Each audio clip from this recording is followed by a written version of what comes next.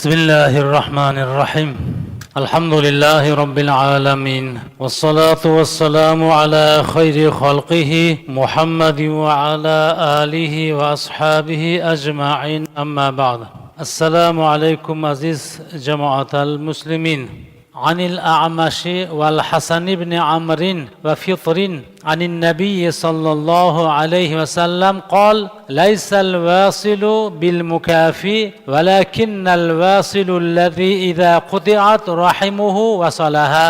أعمش Hasan ibn Amr va Fitrdan rivoyat qilingan hadisi muborakda Nabiy sallallohu alayhi vasallam qilganiga yarasha qaytargan silay rahm qiluvchi emas, balki silay rahm qiluvchi qarindoshlari aloqani kesganda bog'lovchi bo'lganidir dedilar. Bu degani boshqalar undan qarindoshlik aloqasini uzsa ham u silay rahm qilaveradi degani.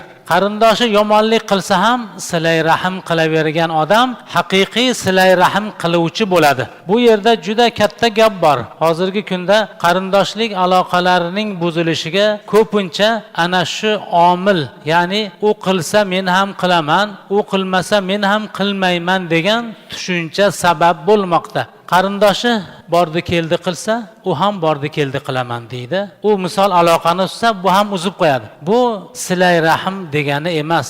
Aynan silay rahmni uzgan qarindoshga, silay rahm rishtalarini ulovchiga silay rahm qiluvchi deyiladi.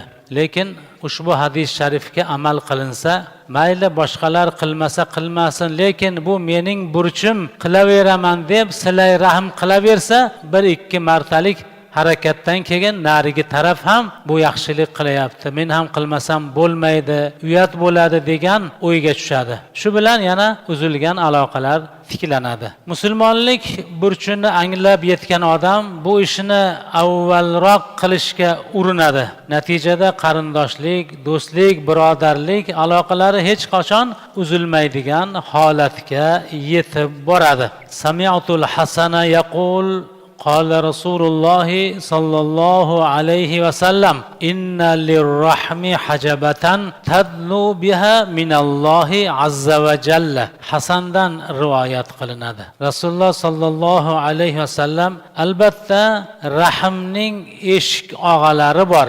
Ular bilan Alloh azza va jallaga yaqinlashurlar dedilar. Bu hadisi muborakni quyidagicha tushunish mumkin. Katta rahbarni qabulxonasiga kirish, ya'ni eshik oldida o'tirgan odamga arablarda hajaba deydi. Eski bizni yurtlarda ham xonlarni eshigini tagida poylab turadigan poyloqchilariga eshik og'asi deyilar edi. U bilan tanishligi bor odamning o'sha xonni yoki podshohni oldiga kirib arzini aytishi oson bo'lar edi. Hadisi muborakda albatta rahmning eshik og'alari bor deyildi. Bu degani qarindoshlik aloqasini ushlagan odam Allohga yaqinlik, qurbat hosil qiladi. Chunki shu aloqa uni Allohga yaqinlashtirib qo'yadi. Podshohning oldiga kirish, uning roziligini topish, unga yaqin bo'lish va mukofotini olishda eshik og'alari vosita va sababchi bo'ladilar. Ular eshikdan kiritmasalar ish bitirib bo'lmaydi. Xuddi shuningdek Alloh taoloning eshik og'asi rahm, ya'ni qarindoshlik aloqasidir. Alloh taoloning roziligini topish, unga yaqin bo'lish va mukofotini olishda qarindoshlik aloqalari vositasi va sababchi bo'ladi. Ular bo'lmasa ish bitirish qiyin. Demak, Alloh taologa yaqin bo'laman degan banda qarindosh urug'lari bilan doimo ulanib uzilgan rishtalarni bog'lab borish kerak. Agar shunday bo'lmasa, Alloh taolo bu bandadan uziladi. Alloh taoloning huzurida hech qanday martabaga ega bo'lmaydi. An Abdullah ibn Amrin qala Rasululloh sallallohu alayhi va sallam ar-rahimuna yarhamuhumur rahman yarhamu ahlal ardi yarhamkum ahlus sama.